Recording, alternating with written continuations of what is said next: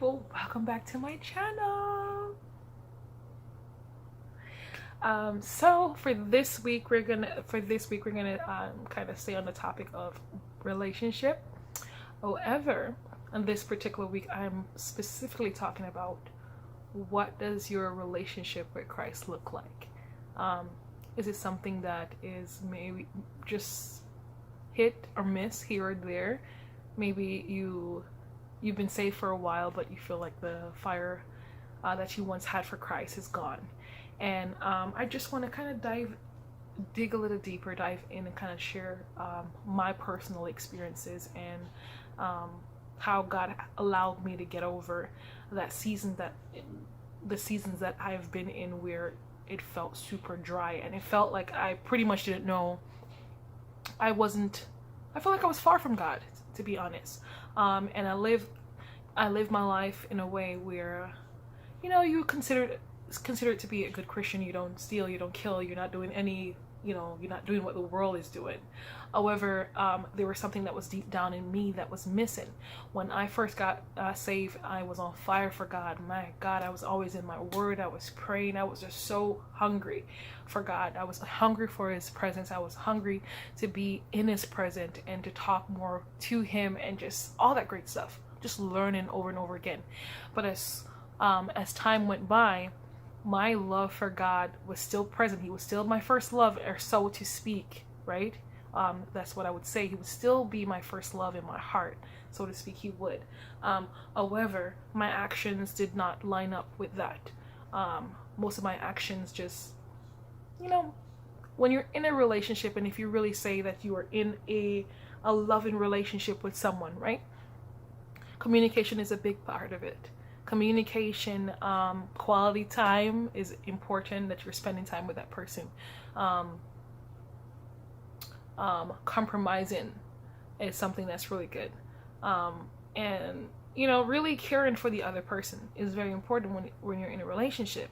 And I remember as I grew older in my faith, stuff that I would just be hungry to do, like reading the word and praying and all that stuff, my life got busy. I got overwhelmed. I got so many things that was going on in my life that I put my relationship with God, on the back burner. And that started to take root. The fruits of that started to come up. So yes, those fruits started to show up in my life.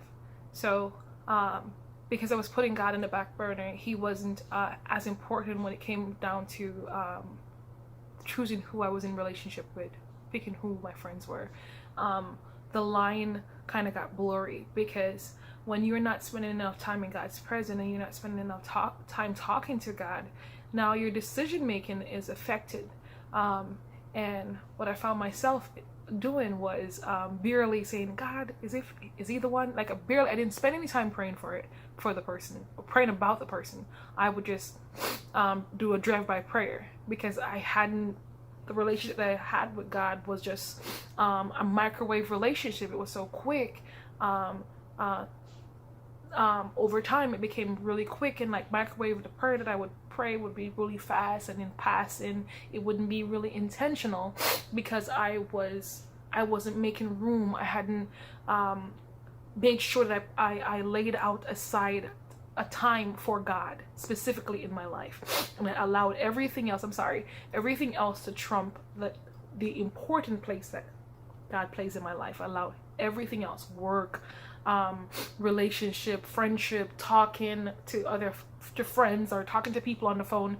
I allowed that to trump the actual time that I was supposed to spend with God, the devotional time that I was supposed to have. And for me, I don't know for most people, but for me, just having, I've always said, just having just a normal relationship, just having a ordinary relationship with God was just never enough for me. I wanted so much more. I wanted to see God's face. I wanted to go the extra mile. I wanted to be able to see God's glory in my life, and I wanted my life to be a living example for for Christ. So when I wanted, when people see me, the first thing that they saw was Jesus. And that meant, that was very important to me, not because of what people see on the outside. I wanted to make sure that what I was doing in my secret place, in my secret time, it was important, was reflecting all of that, that the relationship that I had with God was not just that other people could see what other people could see, but I absolutely have a personal relationship with him, that I could go to him and seek his face and so on and so forth. I remember when I was growing up with Christ, when I just became a Christian, I told God that I don't want to be ordinary. I want to be an extraordinary Christian. I want to experience your glory. I want to experience you the way that the people, the prophet, the apostles, the teachers in the Bible talks about you. I want to experience you on that level. I want to do greater, because the word says I'm supposed to do greater. You told me in the word that greater things shall myself and everyone else do, because that's what you've called us to. And so I wanted to be a Christian that pursue God with all my heart. It wasn't just okay for me to just stop at, okay, I got saved and that was it. It wasn't just okay for me to just, okay, I'm not sinning, trying my best not to sin, and if I mess up every now and then that's fine, as long, I know God forgives me because his grace covers me. It wasn't okay for me to be that. I wanted so much more. I wanted a serious relationship with God, and I would say that a lot. I would say that I really wanted a serious relationship with God, but my action would not reflect that. Because for someone to really want a serious relationship with God, that means that we are totally denying ourselves and denying our flesh and what our desires are. God called us friend. Why did he call us friend? He said, he calls us friend because he actually wants a serious, fulfilling relationship with us. And if we can think about a relationship with a person of the opposite sex or your friend, in order for those relationships to work, we need a lot of things. One of the main things that we need is communication. We have to communicate. If you don't communicate, then how can you really say that you are friends? And so I would use that. I remember when I was talking to God and I was telling him, like, God, I feel like you're so far from me. I feel like we don't have why do you feel so far from me, God? I don't like that you are so far from me. I want to be close to you. I want to give me the desire so I can actually pursue you each and every day. Give me the desire so I can walk with you. And God kind of revealed to me that, Lisa, you said that you're saying all these things, but your action doesn't line up with me. You say that you want a deep relationship, and you tell people that you don't believe in religion, you have a relationship with me. But do you really have a relationship with me? Because you haven't spent any time in my presence in a very long time. And when you do pray, your prayer is just but a couple minutes. You don't sit and wait for me to speak. It's like a wish list that you're constantly asking for over and over again, but you're not saying, you haven't allowed me to even speak or intervene in certain things. You ask me, you pray about things, and you said, is this person right for you? But you have not sat in my presence for me to tell you what is right and what is not right. So how can you truly say that you have a relationship with me when the relationship is one-sided? I've been the one pursuing you all this time, and you've been the one that's running. And isn't that like most of us, where we say we want a meaningful relationship, but if we say we want a meaningful relationship with Christ, but if we actually think about the relationship that we have with Christ, we would realize that the relationship that we have with Christ is missing a lot of things. And if that was a real relationship, that I should say, because the relationship that you have with God should be real. It should be as real as any relationship that you have on earth. But if you should be in an actual relationship with someone, and you would be doing the same thing, think about it. That relationship wouldn't last, because you wouldn't communicate with that person. You wouldn't be spending time with that person, and you would not allow that person to speak. So how can you actually be in a relationship with someone if you never really do any of those? If you never spend time in the person's presence, if you never allow the person to speak to you, if you barely even have enough time to talk to that person, then you would actually kind of question the fact if you actually have a relationship or not. It seems like you are acquainted with the person, but you have no real friendship. And so the more I learn, I paid attention, like God revealed my actions to me. The more I realized, man, I haven't really been a great friend. I haven't really been the best daughter. I haven't spent any time in your presence. I really haven't. I say that I want you, I yearn after you, and I desire to walk with you, but my actions haven't really proven to be true. I barely spend time in your presence. I barely spend time seeking your face. I barely spend time reading your word and learning about you. So how can I actually grow if I never do any of those things? I'm asking for something that I'm not even willing to work hard to achieve. And that's a big problem. Because if you really are desperate for something, if you really want a meaningful and purpose-filled relationship with Christ, you will have to deny flesh. And you will have to spend time with God. What does it look like to actually have a meaningful relationship with Christ? It really means spending time in God's word. Carving out a time just for you two. No one else intervenes with that time. Nothing else switches it up. Nothing else moves it. That is just you and God's time. Because guess what? He's supposed to be important to us, just as we are extremely important to God. One of the main things that I've noticed over reading the Old Testament is the amount of time that God pursues his children. And the amount of time, despite how many times we fall short and we sin, God comes chasing and running after us because we're that important to him. And I just noticed over and over again that there's a constant pattern of God chasing us and we running away from God. And I noticed that often, and I paid attention. I started to look into my life and paid attention to it. As soon as I got into a relationship, God was no longer a priority. He was on the back burner. So then, did I truly have a meaningful relationship in the first place? If as soon as I get into a relationship, God no longer exists in that space anymore? Like the time that I used to have with him is now cut short, or the relationship that I'm in trumps the most important relationship in my life?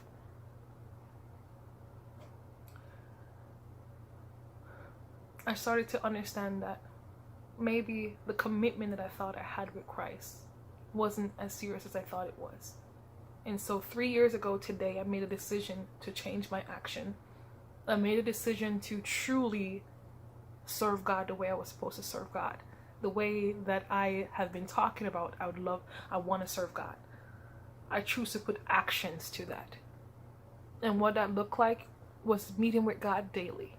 It looked like meeting with him, setting a set time for us to commune, praying and sitting in his presence and making it become normal, because a lot of time it is unnatural for us to pray and sit in God's presence, for us to wait on him. But that's because we haven't really made it a habit. The more we spend time in God's presence, the more we sit before him, the more he speaks. And God has always been speaking, and that's what I've learned. That God has always been speaking to me. However, I wasn't listening. He was always trying to reveal things to me, but I always was turning a blind eye and a deaf ears to what he was saying, because I really didn't want to hear what he was saying, because he was asking me to give up some stuff that I didn't want to give up at the time. So I chose not to listen. And so the more I decided to carve time out for God, the more I decided to sit in his presence, the more I realized that the love that he offers us is an everlasting love. It's a beautiful thing to be in the presence of God, to allow yourself to be still before him, and for him to actually reveal some stuff that you might not like about yourself. He start pulling things up and out and say, Lisa, these are areas that you need to work on. You have some jealousy issues, you have this kind of issue, you have some things that you need to still work on, and I need to work it out in you, because you will not be whole unless I begin to start fixing these things in you. And the closer I walk with him, the more I realize that I am how wonderfully made I am, And the more I realize my purpose, that I am whole, lacking no good thing, the more I spend time in his presence, the more he reassured me and reaffirmed me and affirmed me of who he has created me to be, that I'm a daughter of the Most High God, that I was fearfully and wonderfully made, that he took his time and made me in my mother's womb. And before I was even formed, he knew me already. Before she even knew that I was conceived, he already knew that I existed. And he's already predestined all the days of my life in this earth. And all I have to do is walk in it. All I have to do is decide to just say yes to the calling that he has placed on my life. But until we get into the presence of God, until we sit before his face and we talk to him and we open the word of God and we begin to start reading, we will never really understand our true purpose in Christ. And what a shame it would be just to experience God on a surface level when he wants us to go into an actual deep friendship and a relationship with him. A relationship and a friendship that is everlasting, that lasts a lifetime. That is one of the reasons why he calls us friend. Because he desires a deeper relationship. It's not just okay for us to pass him by. He wants to get into every aspect of our life. He cares about our jobs, our relationships, our broken heart. He cares about our finance. He cares about our dreams, our aspiration. He wants us to talk to him about it.